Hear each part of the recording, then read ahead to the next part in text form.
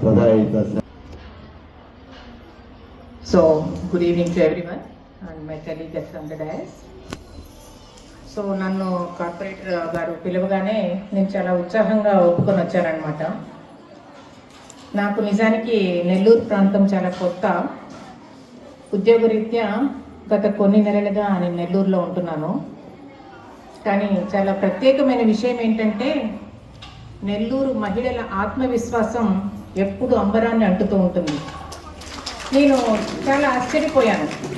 రాష్ట్రంలో ప్రతి ఒక్కరూ మాట్లాడుకుంటారు నెల్లూరు మహిళలంటే చాలా ధైర్యవంతులు, చాలా ఆత్మవిశ్వాసం తొణికిసలాడుతూ ఉంటుంది అని. ఎందుకు ఈ ప్రత్యేక లక్షణాలు మీకు వచ్చాయా అని నేను ఆలోచిస్తే మన చరిత్ర కొన్ని తరాల వెనకలికి వెళ్తుందన్నమాట. స్వాతంత్ర పోరాటంలో నెల్లూరు మహిళలు చాలామంది పాల్గొన్నారు. పొనక కనకమ్మ గురించి ఎంతమంది విన్నారు? Excellent excellent. So Ponaka Kanakamma గురించి చెప్పాలంటే తను 8వ ఏటనే వివాహం అయిపోయినా తర్వాత చాలా విషయాలు నేర్చుకొని బాలికా విద్య కోసం తన జీవితం చివరి అంకం వరకు పోరాడింది. అంతేకాకుండా స్వాతంత్ర ఉద్యమంలో కూడా దాదాపు అన్ని ఘట్టాలలో తను పార్టిసిపేట్ చేసిందనమాట. ఇంకా తన 13 ఎకరాల భూమిని స్వాతంత్ర పోరాటం కోసం దేశం కోసం ఇచ్చేసిందనమాట. అది ఆమె యొక్క స్ఫూర్తి. అదేవిధంగా నెల్లూరులో ఇంకో వీర వనిత పాటూరు బాల సరస్వతమ్మ గురించి ఎవరింతమందికి తెలుసు? పాటూరు బాల సరస్వతమ్మ గారి ప్రత్యేకత ఏమిటంటే మనందరికీ నగలు అంటే చాలా ఇష్టం కదా, బంగారు ఆభరణాలంటే ఇప్పుడు ఇంకా చాలా ఇష్టం, అంత అధిక ధరలలో ఉన్నాయి. కానీ తను ఏం చేసిందంటే స్వాతంత్ర పోరాటానికి తన నగలన్నింటినీ డొనేషన్గా ఇచ్చేసిందనమాట. ఒకానొక చరిత్రకారుడు అడుగుతాడు తనని, మీరు ఒక స్త్రీగా ఉండి నగలను ఇంత ప్రేమిస్తారు కదా, మీరు నగలను ఎలా ఇచ్చేయగలిగారు, అంత త్యాగం ఎలా చేయగలిగారు అని. దానికి సరస్వతమ్మ గారు చెప్పిన సమాధానం ఏంటంటే, నా దేశం బానిసత్వంతో మగ్గిపోతుంటే ఈ నగలు నాకు చాలా బరువుగా ఉన్నాయి అని చెబుతుంది. అంతటి ధీర వనిత బాల సరస్వతమ్మ గారు. సో ఇంకొక డైనమిక్ లేడీ ఉన్నారు. సో ఇలా చెప్పుకుంటూ ఉంటే చాలా మంది వస్తారు, కానీ ఇంకొకరి గురించి చెప్తాను. తిక్కవరపు సుభద్రమ్మ అని చెప్పి ఎంతమందికి తెలుసు? టీచర్స్, తిక్కవరపు సుదర్శనమ్మ.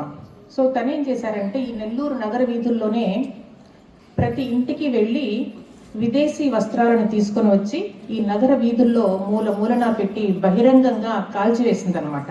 విదేశీ వస్త్రాలు ఉండకూడదు, మన ఖాదీ వస్త్రాలనే వాడాలి అన్నది. తను చెప్పిన మాటలు ఏంటంటే, ఇది నేను విదేశీ వస్త్రాలకు పెట్టిన నిప్పు కాదు, బ్రిటిష్ బానిసత్వాన్ని దహనం చేయడానికి చేస్తున్నాను అని. అంతటి ధీర వనిత మన సుదర్శనమ్మ గారు.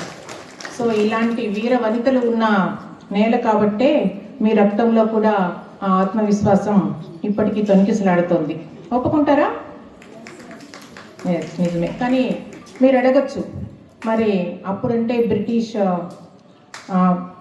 పాలనకు వ్యతిరేకంగా పోరాడి ఉండొచ్చు, ఇప్పుడు మేము దేనికోసం పోరాడాలి అని ఎవరికైనా డౌట్ వస్తుందా? ఇప్పుడు మనం పోరాడాల్సింది చాలా చాలా ఉంది. మనం పోరాడాల్సింది మన మనసుతో. ముఖ్యంగా సాటి మహిళగా నాకు అర్థమైంది ఏంటంటే, మనం ప్రతిరోజు మనం 3 విషయాల్లో చాలా ఎక్కువ ఫీల్ అవుతూ ఉంటాం. ఫస్ట్ది stress, 2 comparison, 3 guilt. So stress అంటే ఆందోళనతో మనం చాలా చాలా రోజు అలసిపోతూ ఉంటాం. ప్రతి గృహిణి కూడా వాళ్ళ పిల్లవాడు స్కూల్ నుంచి లేటుగా వస్తున్నాడు అంటే ఒక ఆందోళన స్టార్ట్ అయిపోతుంది అనమాట. సో దీంతో పాటు కంపారిజన్, మనం వాళ్ళకంటే తక్కువ ఉన్నామా ఎక్కువ ఉన్నామా అన్నది. ఇది మానవ సహజం. స్త్రీకి ఇంకొంచెం సహజంగా ఉంటుంది, ఎందుకంటే తన కుటుంబాన్ని అందరికంటే ఎత్తులో పెట్టుకోవాలన్నది ప్రతి స్త్రీ ఆకాంక్ష. సో దాంతో కూడా మనం పోరాడాల్సి వస్తుంది, దాని నుంచి కూడా విముక్తి పొందాలి. 3వది గిల్ట్, అంటే గతంలో నేను అలా చేసి ఉండాల్సింది, ఇలా చేసి ఉండవలసింది, అలా చేసి ఉంటే నా కుటుంబం ఇంకా బాగుండేది కదా అన్నది. ఆ గిల్ట్తో కూడా మహిళ ఎప్పుడూ సఫర్ అవుతూ ఉంటుందన్నమాట. సో ఆ 3 నుంచి మనల్ని మనం విముక్తి చేసుకొని మనం పోరాడాలి. దేనికోసం పోరాడాలి? మన కళల కోసం పోరాడాలి. సో మీలో ఎంతమంది నేను వివాహానికి ముందర ఇలా చేయాలనుకున్నాను, అలా చేయాలనుకున్నాను, కానీ చేయలేకపోతున్నాను అనుకున్నారు? చేతులు ఎత్తండి. ఎంతమంది కళలు ఇంకా మిగిలిపోయి ఉన్నాయి? చేతులు ఎత్తండి, పర్వాలేదు, ఎంత చిన్న కళలైనా పర్వాలేదు. చూసారా? దానికంటే ముందర మీరు గృహిణిగా ఎన్నిసార్లు అనుకున్నారు, నేను ఎంత పని చేసినా ఎవరికీ కనిపించడం లేదు అని? అది మూలన కనిపిస్తుంది. సో గృహిణి అంటే ఒక శక్తి. గృహిణి అంటే మామూలు శక్తి కాదు. గృహిణి అంటే ఒక అందమైన శక్తి. చెప్పండి ఒకసారి. గృహిణి అంటే మహిళ అంటే ఒక స్ఫూర్తి అన్నమాట. సో గృహిణి అంటే అందమైన శక్తి అనాలి. ఓకే. సో ఇప్పుడు నేనేం చెప్తున్నానంటే, పోరాడాలి. మహిళలను నేను చూశాను, గతంలో అలా జరిగిందని ఇప్పటికీ బాధపడుతూ ఉంటారు, దానిని యాక్సెప్ట్ చేయలేకపోతూ ఉంటారనమాట. మనం ఏ నిర్ణయం తీసుకున్న గతంలో ఆ రోజుకి అది కరెక్ట్, అంతే కదా. దానికోసం ఇప్పుడు మనం రిగ్రెట్ అవుతూ ఉంటే మనకి ఎప్పటికీ సంతోషం రాదు. సో జీవితం అనేది ఎప్పుడు